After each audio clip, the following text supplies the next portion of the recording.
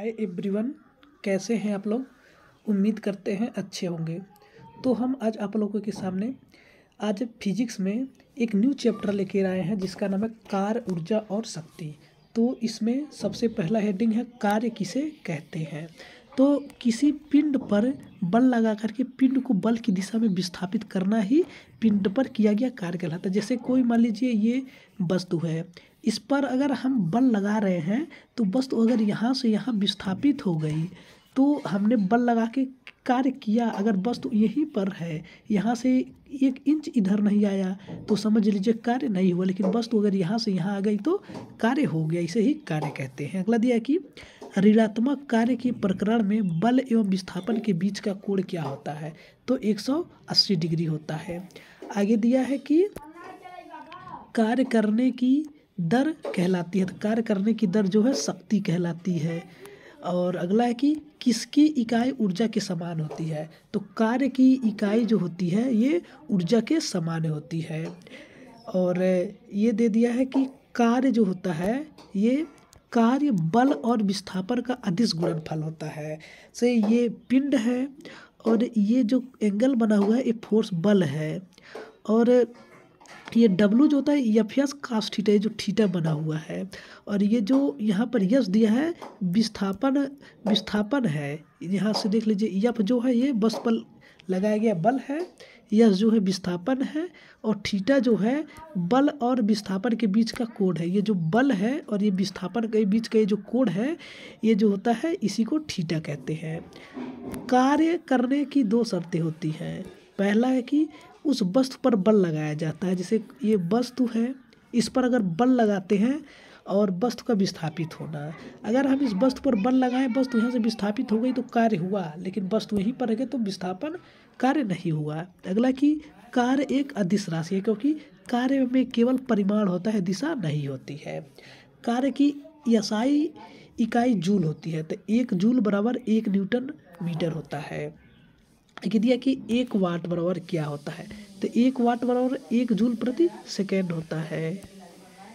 और 1 किलोवाट बराबर क्या होता है। 1 किलोवाट बराबर जो है 1000 वाट या 1000 जूल प्रति सेकेंड होता है। अगला दिया कि किसी वस्तु पर बल द्वारा किया गया कार्य शून्य होगा यदि वस्तु पर विस्थापन शून्य होगा। पहले ही हम आपको बता दिया कि वस्तु पे बल लगाते हैं, अगर वस्तु विस्थापित नहीं हुआ तो किया गया कार्य शून्य हो गया। और आगे दिया है कि अश्विन प्लेटफार्म पर बहुत देर से एक ही अवस्था में खड़ा है, अर्थात उसके द्वारा किया गया कार्य क्या है, शून्य है। अगर ये व्यक्ति यहीं पर जो है खड़ा है, यहाँ से कहीं नहीं गया, तो ये क्या किया, शून्य किया। जब वस्तु पर लगाया गया बल के विपरीत दिशा में विस्थापित होते तो किया गया कार्य ऋणात्मक होता है। अगर हम कोई वस्तु है इस पर इस दिशा में बल लगाते हैं और कार्य जो हो इस दिशा में हो तो किया गया कार्य ऋणात्मक होता है, अगर इसी दिशा में हो तो धनात्मक होता है। और अगला हेडिंग दिया है क्या है, ऊर्जा किसे कहते हैं। ऊर्जा कार्य करने की क्षमता को क्या कहते हैं, कार्य करने की क्षमता को ही ऊर्जा कहते हैं।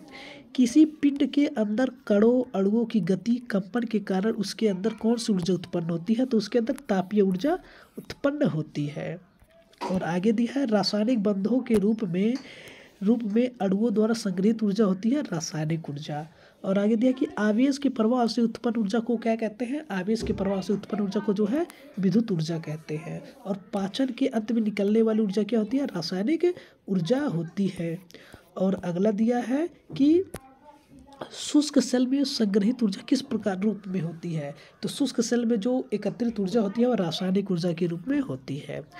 अगला है कि परमाणुओं और अणुओं के बीच रासायनिक बंधनों को तोड़ने या बनाने से उत्पन्न ऊर्जा क्या होती है, रासायनिक ऊर्जा होती है। अणुओं की संपूर्ण ऊर्जा जो अणुओं की गति के कारण उत्पन्न होती है कहलाती है ऊष्मा ऊर्जा कहलाती है। और अगला दिया है कि द्रव्यमान ऊर्जा किसे कहते हैं। तो वह ऊर्जा जो परमाणु के नाभिक से उत्पन्न होती है और जिसमें न्यूट्रॉन और प्रोटॉन उपस्थित होते हैं उसे परमाणु ऊर्जा कहते हैं। अगला कि परमाणु ऊर्जा या नाभिकीय ऊर्जा किससे प्राप्त होते हैं। तो परमाणु ऊर्जा या नाभिकीय ऊर्जा जो होते हैं नाभिक के द्रव्यमान से उत्पन्न होते हैं। आगे देखिए वह कौन सा नियम है जिसमें ऊर्जा को केवल एक रूप से दूसरे रूप में परिवर्तित किया जा सकता है, इसे ना तो नष्ट किया जा सकता है और न ही बनाया जा सकता है। परिवर्तन से पहले और बाद में ऊर्जा समान होते हैं, तो उसे ऊर्जा संरक्षण का नियम कहते हैं। अगला है कि कौन सा नियम कहता है कि रासायनिक प्रतिक्रिया में द्रव्यमान को न तो बनाया जा सकता है नष्ट किया जा सकता है, तो यह भी द्रव्यमान संरक्षण का नियम है। सीधा सा कि द्रव्यमान संरक्षण के नियम का कहना है कि ऊर्जा को न तो उत्पन्न किया जा सकता है और न ही नष्ट किया जा सकता है। अगला कि गतिज ऊर्जा किसे कहते हैं। एक गतिज ऊर्जा, गतिज ऊर्जा गति के गुण से कौन सी ऊर्जा उत्पन्न होती है, तो गति ऊर्जा उत्पन्न होती है। और गतिज ऊर्जा जो के ई काइनेटिक ऊर्जा बराबर हाफ mv² होता है, जहाँ m होता है वस्तु का द्रव्यमान और b होता है वस्तु का वेग। गतिज ऊर्जा वह ऊर्जा होती है जो किसके कारण उत्पन्न होती है, तो शरीर की गति के कारण गतिज ऊर्जा उत्पन्न होती है। और गतिज ऊर्जा के उदाहरण कौन कौन से हैं, तो जब लड़का जमीन पर दौड़ रहा है, चलती हुई बस या रेलगाड़ी है, हवाई जहाज रनवे पर दौड़ रही है, तो सभी गतिज ऊर्जा के उदाहरण है। अगला कि संवेग किसे कहते हैं। ये संवेग जो है द्रव्यमान और वेग के गुणनफल को संवेग कहा जाता है। कि किसी वस्तु द्वारा धारण की गई द्रव्यमान की मात्रा और वस्तु के वेग से गुणा करके मापी जा सकती है संवेग को। संवेग की दिशा सदैव होती है वेग की दिशा में, वेग जिस तरह जाएगा उधर ही संवेग की दिशा होगी। अगला कि असंतुलित बल का प्रभाव है, वेग और संवेग दोनों में परिवर्तन अगर हो जाता है तो उसे असंतुलित बल कहते हैं। अगला दिया है कि किसी असंतुलित बल द्वारा किसी वस्तु के संवेग में बल की स्थिति की दिशा में परिवर्तन की दर कहलाती है गति का दूसरा नियम है। और अगला दिया है स्थितिज ऊर्जा, किसी वस्तु में उसकी स्थिति या विन्यास के आधार पर मौजूद ऊर्जा कहलाती है स्थितिज ऊर्जा कहलाती है। स्थितिज ऊर्जा के कुछ उदाहरण यहाँ दिए गए हैं, जिसमें पहला है कि एक तना हुआ धनुष जो है यह स्थितिज ऊर्जा है। दबा हुआ गद्दा जो है यह भी स्थितिज ऊर्जा है। हाथ में पकड़ा हुआ पत्थर, कुछ भी हाथ में पकड़े हुए तो स्थितिज ऊर्जा के उदाहरण है। छत से लटका हुआ पंखा भी स्थितिज ऊर्जा है। बांध में जमा हुआ पानी यह भी क्या है, यह भी स्थितिज ऊर्जा है। चाबी वाली घड़ी या खिलौना भी क्या है, स्थितिज ऊर्जा है। तना हुआ गुलेल जो है यह भी स्थितिज ऊर्जा के उदाहरण है। और अगला दिया हुआ है कि एक उठे हुए हथौड़े में कौन सी ऊर्जा होती है, तो उठे हुए हथौड़े में जो है स्थितिज ऊर्जा होती है। और काइल स्प्रिंग को दबाने या खींचने से ऊर्जा स्थितिज ऊर्जा होती है बढ़ जाती है। यदि किसी स्प्रिंग की लंबाई में परिवर्तन x है और स्प्रिंग स्थिरांक का मान k है, तो उस स्प्रिंग की स्थितिज ऊर्जा Pe जो होती है हाफ kx² हो जाएगी। आगे दिया कि यांत्रिक ऊर्जा किसे कहते हैं। किसी वस्तु की गतिज ऊर्जा और स्थितिज ऊर्जा का जो योग होता है उसे यांत्रिक ऊर्जा कहते हैं। यांत्रिक ऊर्जा उसकी कुल यांत्रिक ऊर्जा होती है। यांत्रिक ऊर्जा बराबर जो होता है गतिज ऊर्जा प्लस स्थितिज ऊर्जा जो है गतिज यांत्रिक ऊर्जा कहलाती है। किसी वस्तु के मुक्त रूप से गिरने के दौरान उसके पथ के किसी भी स्थान पर स्थित ऊर्जा में कमी से मेल खाती है, गतिज ऊर्जा में समतुल्य बढ़ जाता है। और आगे दिया यांत्रिक ऊर्जा के कुछ उदाहरण हैं। तो छत पर दौड़ रहा है कोई तो यांत्रिक ऊर्जा है। पंखा का चलना भी एक यांत्रिक ऊर्जा है। उड़ता हेलीकॉप्टर यांत्रिक ऊर्जा है। उड़ती पतंग यांत्रिक ऊर्जा के उदाहरण है। लुढ़कती हुई वस्तु यांत्रिक ऊर्जा है। चलती बस या ट्रेन में बैठा व्यक्ति भी क्या है, यांत्रिक ऊर्जा के उदाहरण है। और आगे दिया है कि जब एक गेंद को नीचे से फेंका जाता है या ऊपर से गिराया जाता है तो गतिज ऊर्जा में कमी या वृद्धि क्रमशः है स्थितिज ऊर्जा में वृद्धि या कमी के बराबर होती है। अगला दिया कि यंत्र और उसके सिद्धांत, ये जो है भाप का इंजन जो है उष्मागति का सिद्धांत है। और ये जो विद्युत जनरेटर है ये विद्युत चुंबकीय प्रेरण का सिद्धांत है। रॉकेट का प्रक्षेपण है न्यूटन की गति का सिद्धांत है। और रेडियो या दूरदर्शन जो है विद्युत चुंबकीय संचरण या तरंगे का सिद्धांत है। और अगला दिया वायुयान जो है ये बर्नौली के तरल गतिज विज्ञान का सिद्धांत है। और सोनार जो है प्राश्रव्य तरंगों का परावर्तन है। ऑप्टिकल फाइबर जो है प्रकाश का पूर्ण आंतरिक परिवर्तन है। इलेक्ट्रॉन माइक्रोस्कोप जो है इलेक्ट्रॉन की तरंग प्रकृति है।